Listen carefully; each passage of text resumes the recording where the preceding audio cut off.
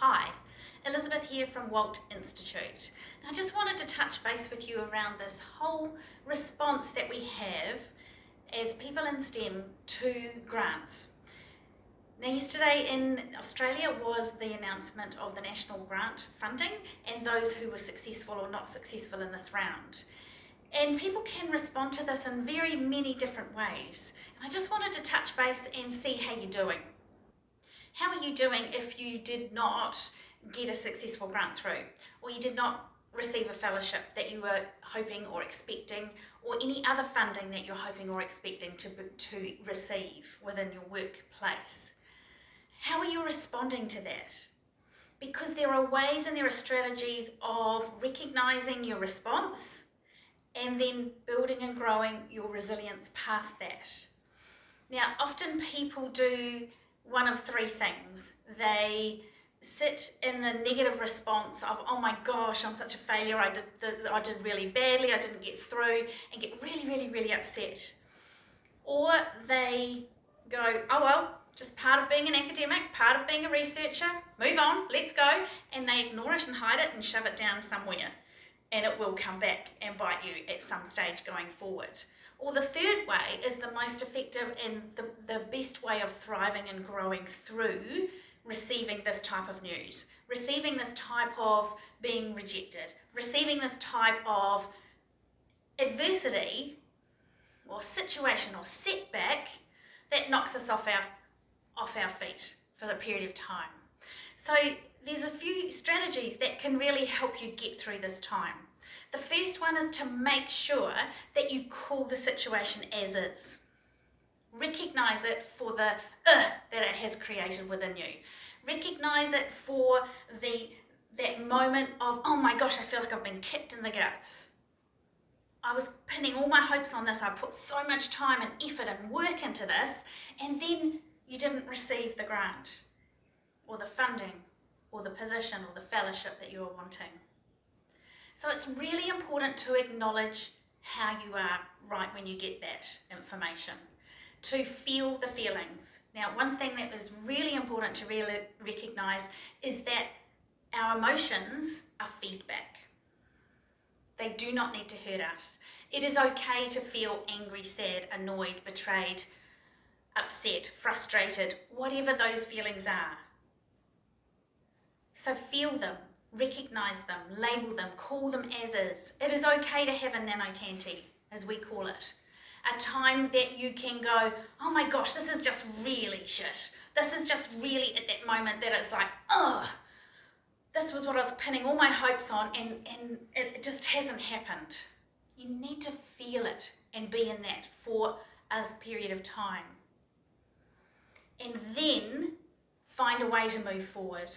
Then have a plan to see it from a growth mindset, to see it as an opportunity, to see it as a time of growth, to see it as a time where you can be more innovative, have higher levels of collaboration, hone your skills, craft your craft, and build your resilience so that you can bounce forward, not just back, because you don't want to bounce back to the same place, because that means the next grant, you won't get the next grant, or the next one, or the next one.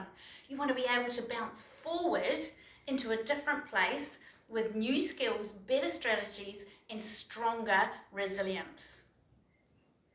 So there are ways of doing this. As I said, calling it as is, recognising your emotions, feeling them, sitting in it. Emotions don't hurt us, they are feedback. And then finding a way forward. Now, one of our wonderful clients that we've been working with in Walt Institute sent through an email this week to explain how she used the strategies around building her resilience that she's been learning through some of the work that we've been doing in Walt Institute and Boost Your Resilience Bootcamp, and identifying how she has applied those to receiving this news. And I'd just love to share this with you. When I got the email, I felt shit, which is normal. Yes, it is. It's a rejection. It's a setback. It's something that you weren't expecting. But then that stupid voice in my head started again. See, you aren't good enough. You were never going to get there. You are crap. How often do we let this play in our minds? How often do we let these thoughts creep in and stay there and just keep churning and churning, and we ruminate over them? And then she moves on. And then something odd but awesome happened. I was like, hold on, that's not true. I am not crap. I am fabulous and I am successful. And I won't let this bit of bad news get to me. Yes, I put a lot of time into the grant, and doing the best that I could do. But it is super competitive in this field, and not everyone can win. Bring in that little bit of logic. Take in that logic with that reaction and the processing of how it really is. I said, I don't have time for you right now, and I'm going to put this aside and deal with you later. And I did. I ignored it for now. Then I found out that many of the applications from our institute were not successful. Only a small number got up, and some of them were real senior people of whom I thought was a no-brainer, and they missed out. So I was like, I am not a failure. No, you're not.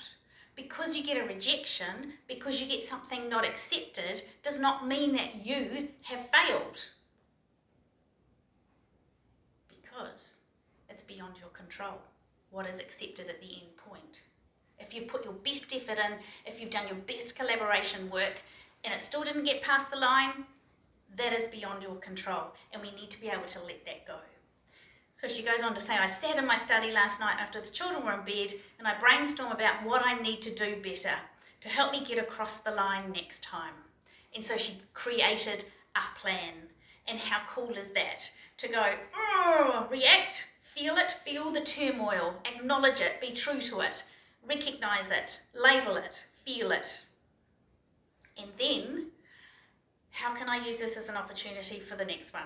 How can I use this as an opportunity going forward from here? What do I need to do? How can I create this? How can I be curious about something? How can I create an innovative way forward? What else do I need to do? How else can I do this? In a positive, optimistic, there is a brighter future out there perspective. And that is resilience, deep, authentic resilience that will take you forward, not just back to the same place, but it will take you forward in how you deal with any rejection that comes your way. Catch you later.